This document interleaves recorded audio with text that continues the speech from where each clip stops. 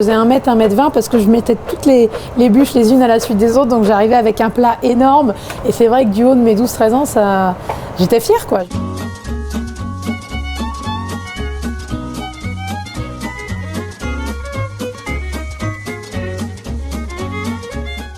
Définitivement la volaille. La volaille, c'est un incontournable sur un réveillon de Noël. Alors, dinde, chapon, peu importe, mais il faut une belle volaille à table. Moi, mon affect va plutôt à la poularde. Je préfère les volailles plus petites, finalement, où on peut avoir et du blanc et de la cuisse. Je préfère faire 2 petites volailles qu'une grande à la maison. Une belle poularde, légèrement pochée, quelques lamelles de truffe, puis rôti derrière, une simple pomme purée truffée, et ça peut faire le bonheur d'un réveillon. Moi, je suis pas une dingue du foie gras, pour être honnête avec vous, que ce soit pendant les fêtes ou le reste de l'année. Bon, j'ai conscience que ça plaît à beaucoup de monde. Personnellement, j'ai pas un affect incroyable sur le foie gras. Je sais que des fois, sur les fêtes, on se dit tiens, je vais faire un petit risotto à la truffe, je vais faire un petit risotto aux langoustines, etc. Pour se régaler vraiment autour d'un risotto, il faut un tour de main. C'est 17 minutes de cuisson, il faut rester au-dessus, il faut savoir le monter, etc. Et puis, généralement, sur le soir du réveillon, on a une coupe de champagne à la main, on papote, on retrouve la famille, les amis, etc. Donc, on ne s'occupe pas forcément du risotto. Donc, la fausse bonne idée, ce serait de se lancer dans des cuissons minutes, ce genre de choses. Parce que ces soirs-là, on a envie de profiter de sa famille, de ses convives, et on n'a pas trop envie de se planter sur les cuissons. Ce serait la bûche.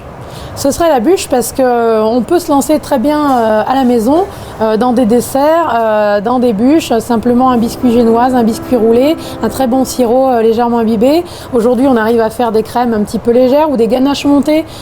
C'est assez facile de prendre un petit peu de chocolat, un petit peu de crème, un petit peu de beurre, faire comme ça une mousse, la laisser reposer au frigo, la monter comme une ganache, donc simplement dans la cuve d'un batteur, pour peu que vous infusiez avec un peu de fèves de tonka, avec une très bonne vanille, avec une épice.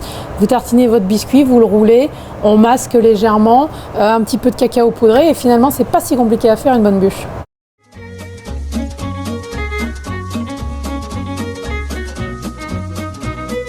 Moi, je viens d'une famille où on aimait faire Noël et où on passait effectivement 4 heures, 5 heures, 6 heures à table avec un apéritif généreux, un plateau de fruits de mer, puis des boudins blancs, puis la volaille. Aujourd'hui, on ne peut plus manger autant que ça. Et moi, je privilégie en fait à la maison un apéritif un petit peu généreux, un petit peu voilà, avec plein de bouchées, avec des petits boudins blancs, avec des petits escargots, avec quelques carpaccio de Saint-Jacques, 1 ou 2 bonnes huîtres choisies. Une belle entrée, un beau plat et la bûche. J'aime bien privilégier les moments où finalement on va être debout avec sa coupe de champagne. À l'apéritif, on va, on vient, il y a un petit peu de musique derrière, c'est ambiancé. Moi j'aime bien ça finalement.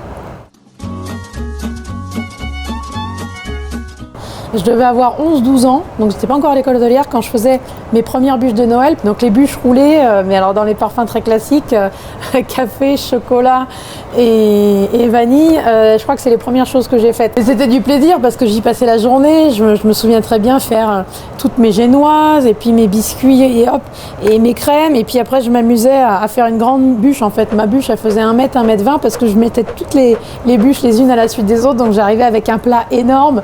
Et c'est vrai que du haut de mes 12-13 ans, j'étais fière, quoi. J'étais fière de l'avoir fait. Joyeux Noël à tous.